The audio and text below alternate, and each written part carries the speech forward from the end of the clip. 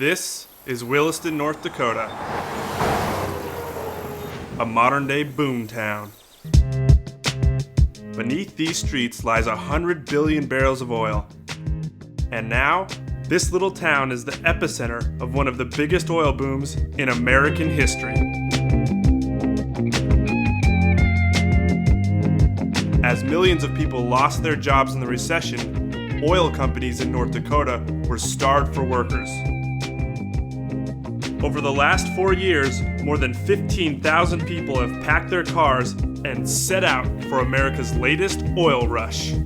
With only 1% unemployment and a rapidly expanding population, this drowsy prairie town has just been launched into the 21st century.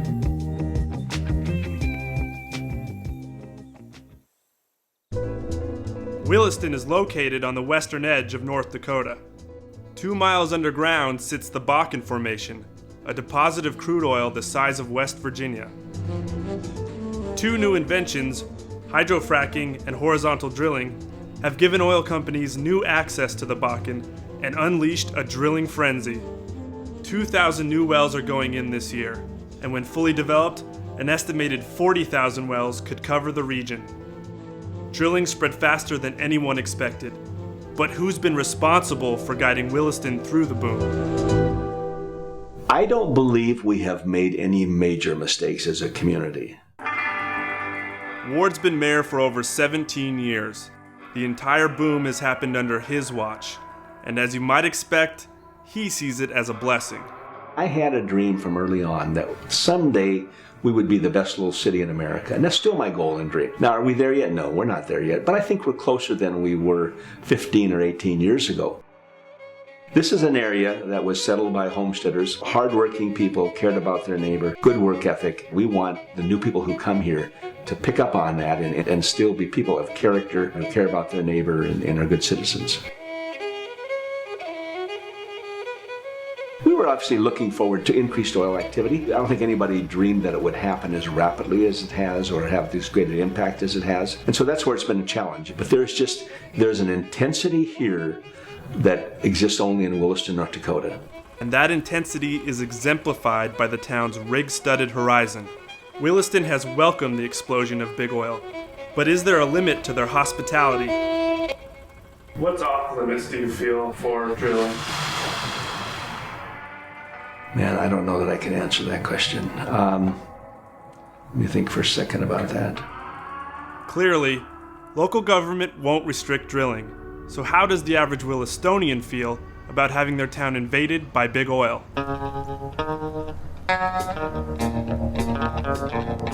Everything's lacking.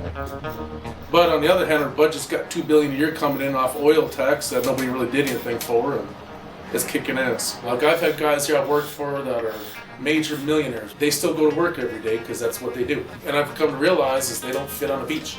You take a 75-year-old Norwegian in the cowboy boots, Bermuda shorts, and a hat, it's not a vacation. This is a very conservative state. You know, and everything is very conservative and don't spend it until 5 years later. I mean, like our city commission we had was great when it was still a small town and you had small town matters. But then, I mean, this isn't the little small town that it used to be. It's good. The rapid growth has strained all of Williston's public services. More people means more crime, and the police find themselves struggling to keep up. Looked just like the Batmobile, like for real, and it was swerving all over the road and it was speeding. And so when he pulled them over, the guy actually got out of the vehicle and had the Batman outfit on. We kind of call it like a mini Vegas. Officers are getting DUI crashes at 9 a.m. on a Sunday morning, as well as Wednesday afternoon during lunch. The boom hit so fast that the city's still playing catch up. So we have a lot of people getting off the bus that come to the police station and ask, well, where's your Salvation Army? Where's your churches that let people stay there? And there really is nowhere to stay. We even had an instance where there was a lady couldn't figure out why her heat wasn't working, and when they came to fix it, they pulled the skirting off and there was a family living underneath their trailer. If I'm having a really bad day or I think about the problems in my life and I come to work, I feel normal. While the town scrambles to catch up to the boom, workers moving to Williston face their own set of challenges. I chill, I smoke fake weed, and I play video games. This is Tommy. It's noon on his day off, And he's wasted. Back in Michigan, I can buy a can of smoked oysters for 99 cents. Here, it's $1.40 something. No, I'm never happy that I came out here, but there's money here. Any of the bad stories you hear about Williston, North Dakota, they aren't the locals. They're people that have come here to work. If you ask me if I have a cigarette for you, and I have a full pack, and I tell you I don't have a cigarette for you, what does that mean?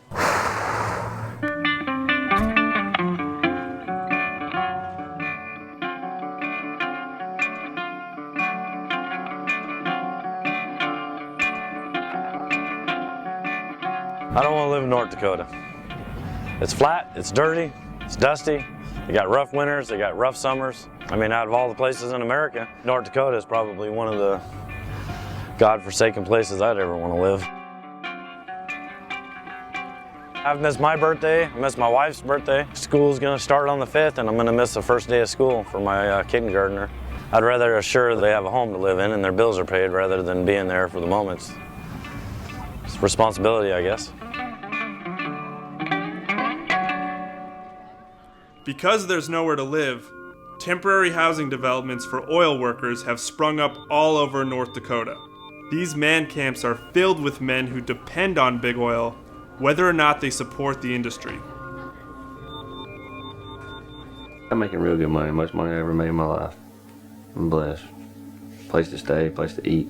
Can't be more satisfied. I got into it in my 20s, and I'm in my 50s now. Been married 32 years, but she's used to me working. I talk to her every night. We do the Skype and that kind of stuff so we can see each other. People bow down to it because oil's what makes the money, you know, but I'm different, man, you know. I hate it. I'm not gonna be here long. Our government right now is kind of anti-oil, blocking all their permits and stuff like that on federal lands, which is stupid, but that's just my opinion. It's bad for everybody. It kills everybody. Everybody in my family I know is eat up with lung cancer and stuff like that from working in the oil field. You know, I think the people that are against it is a minority of people. It's a hard living.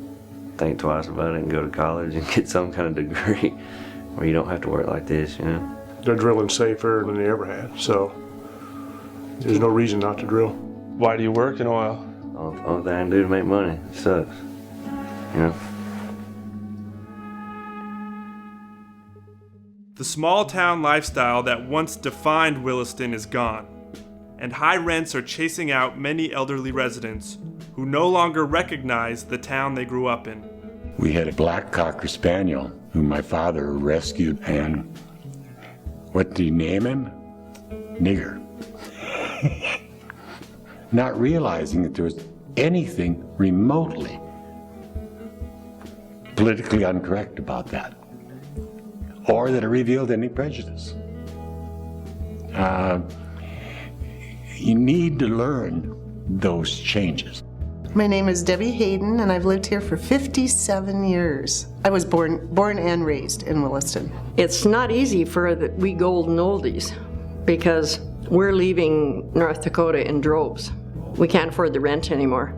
The building owner gets offered a buyout, kicks everybody out, and what was a $500 apartment is now $2,000 or $2,500. And I think a lot of the local townspeople, we're almost in a state of shock. Williston is still called Williston, but it's not our hometown anymore.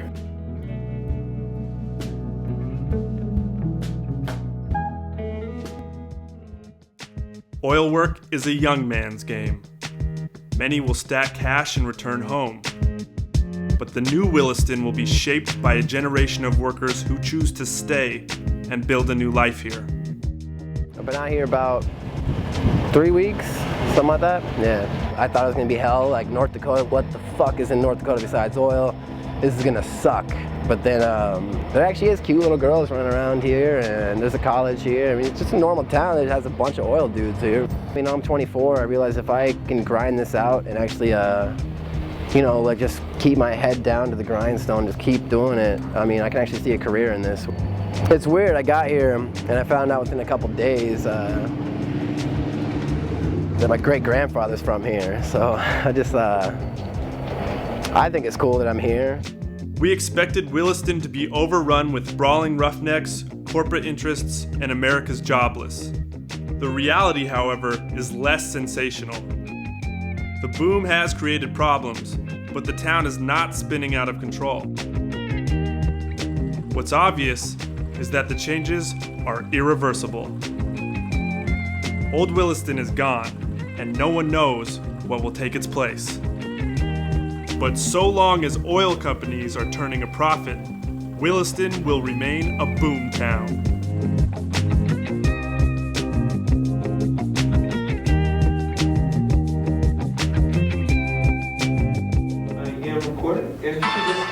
Oh, geez, excuse me.